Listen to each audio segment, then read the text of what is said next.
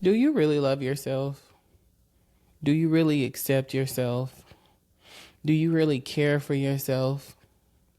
I find it hard to believe that so many black women actually do all of these things when the society we live in actually thrives on us putting it all on the line. It thrives on us constantly putting other people's needs before our own. It thrives on us not actually caring for ourselves because we're so busy caring for other people.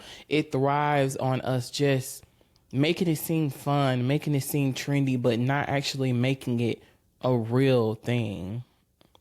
And I think it's become so trendy to the point to where I don't even know if we understand what it really means. Do you really know what it means to practice self-care? Do you really know what it means to tell a person no and not feel bad about it? Tell a person no because you are tired. Tell a person no because you don't have time to do it. Tell a person no because, hell, you just don't want to do it. Do we actually know what it means to practice self-care? Do we actually know what it means to say, you know what? I'm going to take a break. You know what? I'm not going to reschedule my therapy session. You know what? I am going to carve out some extra time to cook my dinner instead of going to the nearest drive-through. You know what? I am going to read that book instead of binge watching TV because I want to be distracted. Sometimes the silence eats at us so much, and that's why we enjoy scrolling so much. We enjoy watching Netflix all day and night. I truly do believe that mentally it's something deeper. When we can't put our phones down, when we can't turn the TV off, when we can't turn off the music, when we constantly have to have something going because we're afraid of our own minds. We're afraid of what's going to happen if life actually slows down for us. We're afraid that we're going to actually have to feel something that we've been running from for so long. And unfortunately, that's not self-care. You're actually going in the opposite direction of self-care. Self-care looks like you actually giving your body what it needs. Don't run from the things that you're afraid of. Don't run from something because you think it's going to hurt you. Because no matter if it's today, next week, next month, or next year, the pain is still going to be the pain. I've had situations in the past where I knew a thing was going to turn out a certain way, and I ran from it. I ran from it for so long because I just didn't want to feel the heartbreak. You know, it's like, who really wants to experience heartbreak? So what do? You put on a smile. You try to fix it the best way you can. You give it your all, 110%. You try different things. You try to make it work. And in the back of your mind, all while you're doing all of the tricks and all of the schemes that you're trying to do to avoid that pain, in the back of your mind, you know that no matter what you do, it's still coming. And then when it comes, you look back and you're like, dang, where would I be had I just went ahead and ripped the Band-Aid off a month ago, a year ago, 5 years ago, 10 years ago? It's some of us that's still running from ripping that Band-Aid off. It's some of us still trying to make a relationship work, even though we know no matter what we do, it's not going to work. It's some of us who's still sitting at that job, knowing that we have so many ideas, so many aspirations, so many dreams in our hearts and in our heads, but we're so afraid to go after it because we're so afraid that we're going to fail. And instead of us failing fast, we'd rather stay somewhere where we're unhappy, where we know that there's not going to be any change. And I just want to encourage everybody to do the thing. Rip off the Band-Aid. Ripping the Band-Aid off may hurt. It may not. It doesn't always hurt. But I can tell you one thing, staying in a space that you know isn't fulfilling to you definitely will hurt. But unfortunately, we grab our pillow and our blanket and we make a little spot for ourselves to find some kind of comfortability in that area that we're so uncomfortable in, that area that we feel so unfulfilled in. And we just pray that if I just lay here and close my eyes, maybe one day I'll wake up and realize this was all a dream. Maybe one day I'll wake up and my wishes will come true. Maybe the thing will happen. But nobody's coming to save you. I know we've heard this so many times, but it's so true. Nobody is coming to save you. So no matter how long you lay in that spot, no matter how long you wish that it would change, no matter how long you try all the different things to try and make it better or lie to yourself and pretend like it's better, it's still going to be the same thing.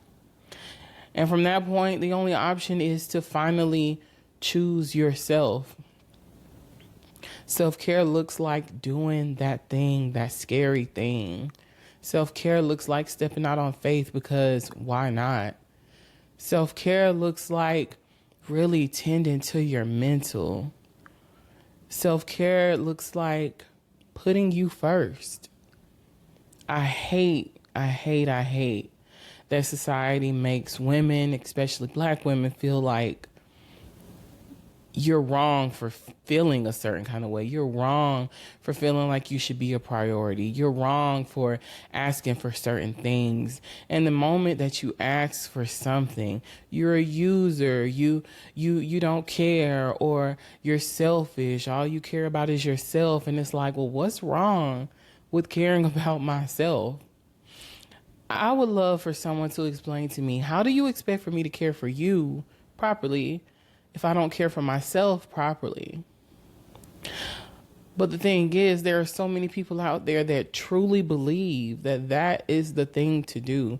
They truly believe that you should put yourself on the back burner, no matter how much you're hurting.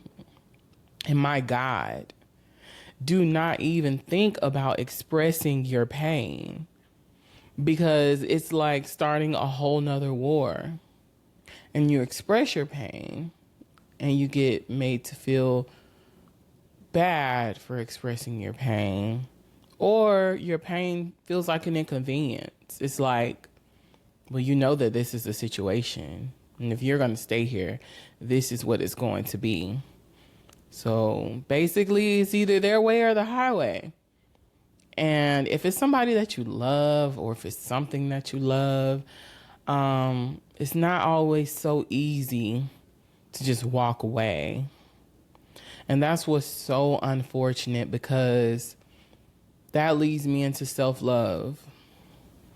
We tend to love other people and other things way more than we love ourselves. And I think it's because we're so full of love. And also, we have that motherly instinct. Even if you're not a mother, it's in you. If you see someone hurt, you want to rush over to help them. If you see someone hungry, you want to feed them. If you see someone that's sad, you want to give them a hug. It's just our natural instinct as being a woman. You want to help. You want to heal. You want to love. And you're so used to giving it out that it almost feels like a crime to give it to yourself. But we have to give it to ourselves. And I think the deepest disappointment comes when we expect for other people to give it to us and fill our cup back up, when in reality, it's our jobs to fill our cup back up. It's almost impossible for you to be overflowing with love if you're not saving any for yourself. We have to love ourselves. We have to take time for ourselves. We have to be able to put ourselves first. And the only way for you to do that is by accepting yourself. Accepting yourself for who you truly, truly are. Stop shape shifting. Stop becoming the person that you think people need or want you to be. Stop searching for acceptance from other people and become a person that accepts themselves. Accept yourself. There's nothing wrong with it. There's nothing wrong with accepting yourself. And if there's something about you that just so happen makes you seem different from others, then consider yourself blessed. Don't let people calling you weird make you feel like you need to change. Don't make people calling you different make you feel like you need to change. Don't let people questioning your decisions make you feel like you need to change. As long as you're not hurting yourself or anyone else, continue to be you, continue to thrive, and continue to love on yourself. So accept yourself, no matter how you look, no matter how you think, no matter how you feel. If you are dating someone, so let's talk about dating and relationships. Recently, I watched the Mel Robbins podcast, and Shonda Rhimes was on there. And she was saying how, she was engaged to this great guy. They were about to get married. And then she finally realized, this isn't for me. I don't want to be married. There was nothing wrong with him, nothing wrong with the man she was engaged to. The relationship was healthy, but she realized she didn't want marriage in that moment. I don't know if it's not that he just wasn't the right guy, or she's just not interested in marriage at all, but she knew at that moment that she did not want to be married. And I admire that so much, because there are so many people that are looking for that perfect mate, that perfect partner for them. And they can look at her and just think that you're stupid. Shonda Rhimes, you're stupid for passing up on a perfect man and saying that you don't want to get married, when there's so many women out here that are looking for that good man that's willing to marry them and willing to build an amazing, happy family. You are stupid. But I say she's smart. I say that is the exact vision that I think of when it comes to self-acceptance. Not doing what other people are telling you should be doing what you feel like is right for you. She accepts the fact that, you know what, I'm a woman that is not seeking marriage right now. And I accept that. And I'm not going to force myself to be in a situation that other people feel like is a good idea, because that is what women do. That is what women do. We put ourselves on the back burners and we satisfy other people and we fulfill other people and we do whatever society feels like we should be doing so that everyone can feel like you're a good woman. And on the inside, you feel empty, you feel drained, you feel like you've lost your identity.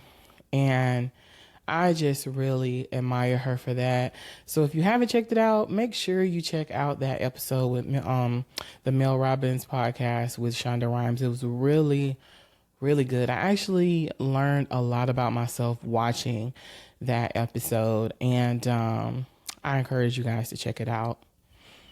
So yes, I'm in a transition right now where I'm figuring things out and I'm accepting myself. Speaking of Shonda Rhimes, I can share with you my own story. I did a lot of research on creating podcasts and creating a business, because I know I'm meant to be an entrepreneur and I am all about community and I want to help people that are ready to be helped. I don't want to force help on people. But if you're ready to be helped, I want to help those that are ready for that. And so going into podcasting, I've gone to podcast summits. I've watched so many other podcasts about starting your podcast. And, people tell you, start it about things that you could talk about all day or do the thing that you're good at. And, if you're trying to be an entrepreneur, make sure you create a business that's connected around that. And I'm like, okay. I've talked to people, gotten advice from people, and people have told me, you know what, Jess, you give great advice. Like, I love calling you, getting your advice. You're always straightforward. You don't cut any corners. You're honest. And you know how to take yourself out of it. So I'm like, okay. They're like, you know what? You'll make a great coach. I heard that so many times, and I'm like, okay, I do give great advice. I actually enjoy giving advice when it's wanted. Because I don't want to offend anybody. But so I'm like, okay, coach, okay, I can do that. So those of you who are watching, you probably seen me put links down about coaching, but I never really pushed it. And I honestly got to a point recently where I realized, I don't want to coach. I don't want to coach. That's not something that's like really hitting me in the chest. I don't want to do it. So you probably won't see a link under this episode. I'm going to go through all of my previous episodes and remove them for there too, because that's not calling me. It's not calling me, but I do enjoy sharing my energy with others. So that's what I'm doing. And I've prayed about it. And I've talked to Chad about it. And I've talked to a friend about it. And I plan on talking to my therapist about it. And honestly, I don't need any more reassurance. And I can't wait for the point to where I can get to know reassurance, to where I'm so I trust myself so much that I can just make decisions without getting feedback from other people. That is something that I really aspire to. I aspire to just, when I think of something and I feel it in my gut that it's the right thing to do or the right direction to go in, that I can just do it. I'm no longer to the point to where I have to ask a ton of people. Cause you talk to your mom and stuff like that. Even I haven't talked to my mom about this, honestly, because I am trying to limit who I talk to. So I've only talked to one actual person about it so far.